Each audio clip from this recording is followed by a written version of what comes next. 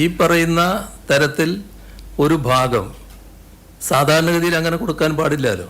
അതുകൊണ്ടാണല്ലോ മാന്യമായിട്ട് തന്നെ ഹിന്ദു അതിനകത്ത് ഖേദം രേഖപ്പെടുത്തുന്ന അവസ്ഥയുണ്ടായത്. വളരെ മാന്യമായ നിലയാണ് അവർ സ്വീകരിച്ചത്.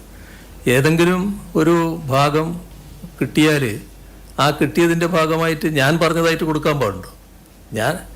ഞാൻ പറയല്ലേ, ഞാൻ പറഞ്ഞ കാര്യങ്ങൾ നിങ്ങളെല്ലാവരും ഇപ്പോൾ എഴുതുക മാത്രമല്ലല്ലോ, ഫോണിൽ റെക്കോർഡ് ചെയ്യില്ലേ. ആ ഫോൺ അവിടെ വെച്ചുകൊണ്ട് റെക്കോർഡ് ചെയ്തുകൊണ്ടിരിക്കുന്നുണ്ടല്ലോ. ഇതിനൊന്നും ഞാൻ ഉത്തരം പറയാതിരിക്കുന്നില്ല. ആകെ ഉത്തരം പറയാതിരുന്ന ഒരു കാര്യം മാത്രമേ അത് ഞാൻ പറഞ്ഞല്ലോ.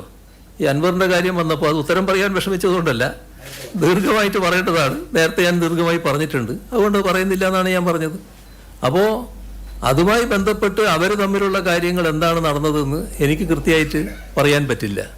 പക്ഷെ അതേസമയം ഈ പറയുന്ന ഏതെങ്കിലും ഭാഗം അവരുടെ അടുക്കേന്ന് വാങ്ങിയിട്ടുണ്ടോ, ഈ പറയുന്ന ചെറുപ്പക്കാരൻ്റെ അടുക്കേന്ന് വാങ്ങിയിട്ടുണ്ടോ എന്ന് പരിശോധിക്കേണ്ട കാര്യമാണ്. അവിടെ ഞാൻ സംസാരിച്ചുകൊണ്ടിരിക്കുമ്പോൾ ഒരാൾ കൂടി കടന്നു വരുന്നുണ്ട്. ഇവർ രണ്ടാളാണ് ആദ്യം വന്നത്, പിന്നെ ഒരാൾ കൂടി കടന്നു വരുന്നുണ്ട്. ഞാൻ അയാളെ കാണുന്നത് എങ്ങനെയാണ്? ഈ വന്ന ഹിന്ദുവിൻ്റെ മാധ്യമപ്രവർത്തകയുടെ കൂടെയുള്ള ആളെന്നേ ഞാൻ മനസ്സിലാക്കുന്നുള്ളൂ. പിന്നെയാണ് പറയുന്നത് അത് ഏതോ ഒരു ഏജൻസിയുടെ ആളാണെന്ന്. എനിക്ക് അത്തരം ഒരു ഏജൻസി അറിയില്ല, ആ വന്നയാളെ എനിക്കറിയുന്നതല്ല. അവിടെ വന്നിരുന്നു എന്നുള്ളത് ശരിയാണ്. ഞാൻ കേരള ഹൗസിൽ ഇരിക്കുന്ന സമയത്താണ് അത് നടക്കുന്നത്. അപ്പോൾ എനിക്കൊരു ഏജൻസിയുമായിട്ടും ഒരു ബന്ധവുമില്ല, ഒരു ഏജൻസിയും ചുമതലപ്പെടുത്തിയിട്ടുമില്ല, ഒരു ഏജൻസിക്കും ഇതിൻ്റെ ഉത്തരവാദിത്വം കൊടുത്തിട്ടുമില്ല.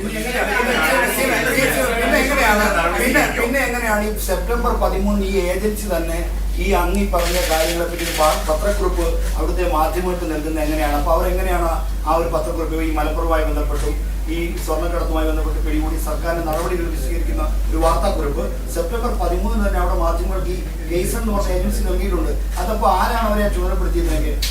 ഞങ്ങളൊരു ഏജൻസിയെയും ചുമതലപ്പെടുത്തിയിട്ടില്ല. ഞങ്ങളെന്ന് പറഞ്ഞാൽ ഗവൺമെന്റ് ഒരു ഏജൻസിയെയും ചുമതലപ്പെടുത്തിയിട്ടില്ല. അത്തരം ഒരു ഏജൻസിയും ഗവൺമെന്റിന്റെ ഭാഗമായി പ്രവർത്തിക്കുന്നുമില്ല.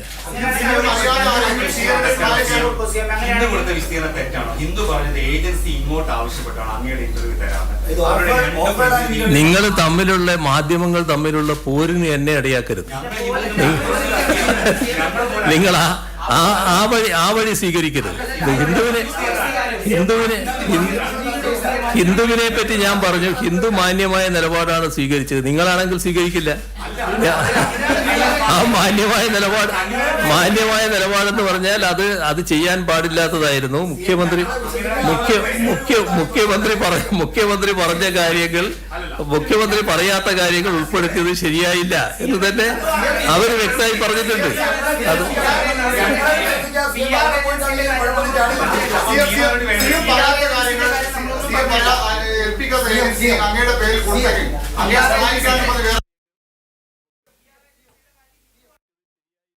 ഞാൻ പറഞ്ഞല്ലോ, അതുമായി ബന്ധപ്പെട്ടുള്ള കാര്യം ഞാൻ പറഞ്ഞല്ലോ.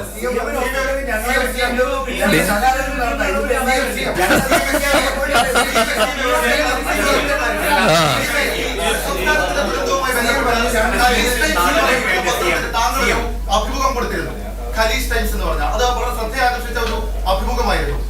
നമ്മൾ ഈ PR ഏജൻസിയുമായി ബന്ധപ്പെടുമ്പോൾ അവർ പറയുന്നത് അവരാണ് അത് തരപ്പെടുത്തിയത്. അപ്പോൾ ഈ ഖലീജ് ടൈംസിന് മുഖ്യമന്ത്രി ഇന്റർവ്യൂ കൊടുത്തത് ഏതെങ്കിലും ഏജൻസി വഴിയായിരുന്നു? ഗൾഫിലുള്ള പല ഏജൻസികളും എൻ്റെ അടുത്ത് ഇന്റർവ്യൂ എടുക്കാറുണ്ട്. പല ഘട്ടങ്ങളിൽ എടുത്തിട്ടുണ്ട്. ഇപ്പോഴല്ല, വർഷങ്ങൾക്ക് മുൻപേ എടുത്തിട്ടുണ്ട്. ഇപ്പോൾ എടുത്ത മാത്രമല്ല, വർഷങ്ങൾക്ക് മുൻപേ എടുക്കാറുണ്ട്. അത് ഗൾഫിലുള്ള പല മാധ്യമങ്ങളും അവിടെയുള്ള മലയാളികളുടെ സാന്നിധ്യം വെച്ചുകൊണ്ട് കാര്യങ്ങൾ പലതും അറിയാൻ താല്പര്യം പ്രകടിപ്പിക്കാറുണ്ട്. എന്താന്ന് എനിക്കിപ്പോൾ കൃത്യമായിട്ട് പറയാൻ പറ്റില്ല.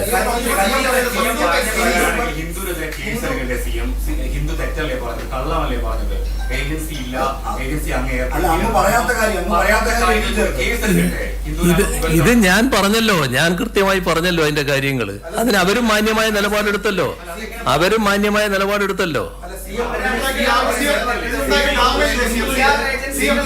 ഡാമേജ് ഉണ്ടാക്കാൻ വേണ്ടിയല്ലേ നിങ്ങൾ എല്ലാവരും ശ്രമിച്ചുകൊണ്ടിരിക്കുന്നത്.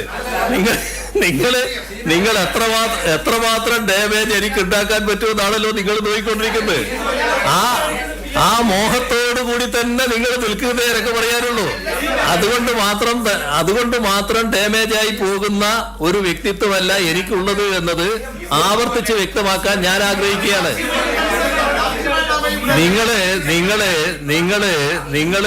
നിങ്ങളെ എല്ലാരും കൂടി ശബ്ദിച്ചാൽ ഇങ്ങനെ ഇരിക്കും.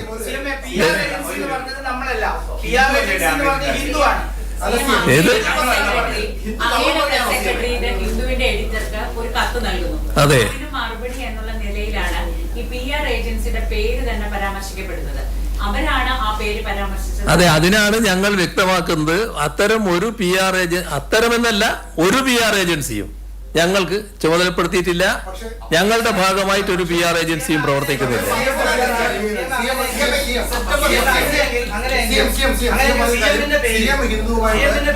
ഹിന്ദുവുമായിട്ട് അഭിമുഖം നടത്തുമ്പോൾ മൂന്നാമതൊരാൾ CM-ന്റെ റൂമിലേക്ക് കടന്നു വന്നു പറയുന്നു. അത് സാധ്യമാണ്? ഒരു മുഖ്യമന്ത്രിയുമായിട്ട് ഒരു മാധ്യമം സംസാരിക്കുമ്പോൾ പുറത്ത് ഒരാൾ എങ്ങനെയാണ് അകത്ത് കടക്കാൻ കഴിയുക? CM അതിന് അനുവദിക്കാറുണ്ടോ? ഒരു മാധ്യമ പ്രവർത്തകയുടെ ഭാഗമായിട്ട് വരുന്ന ആളുകള് 1, 2, 3 ആളുകൾ ഉണ്ടാകുന്നത് വളരെ അസാധാരണമായ ഒരു കാര്യമല്ല. അത് സ്വാഭാവികമായിട്ടുണ്ടാകുന്ന ഒരു കാര്യമാണ്. അത്രയും അവിടെ നടന്നിട്ടുള്ളൂ. ദേവകുമാറിന്റെ മകൻ ഒരു പ്രധാനപ്പെട്ട ഒരു പൊളിറ്റിക്കൽ സ്ട്രാറ്റജി വിഭാഗത്തിന്റെ റിലയൻസിന്റെ ഉദ്യോഗസ്ഥനാണ്.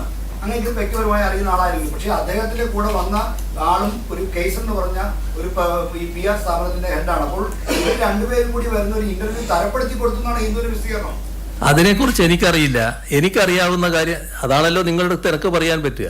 എനിക്കറിയാവുന്ന കാര്യം ഈ ഹിന്ദുവിൻ്റെ ഒരു ഇന്റർവ്യൂവിന് അവർക്ക് താല്പര്യമുണ്ട്. നിങ്ങളൊരു സമയം കൊടുക്കുമോ എന്നുള്ളത് ഈ പറയുന്ന ദേവകുമാറിന്റെ മകൻ ചോദിച്ചു എന്നുള്ളത് ശരിയാണ്. അതിന് സമയം കൊടുത്തു എന്നുള്ളത് ശരിയാണ്. അങ്ങനെയാണ് അവര് വരുന്നത്. അതാണ് ഉണ്ടായത്.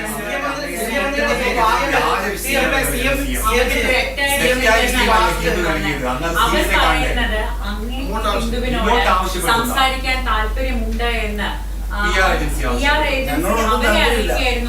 ഞാൻ പറഞ്ഞല്ലോ, ഞാൻ ഒരു PR ഏജൻസിയും ബന്ധപ്പെട്ടിട്ടില്ല. ഒരു PR ഏജൻസിയും ഞങ്ങളുടെ ചുമതലയിൽ ഇല്ല.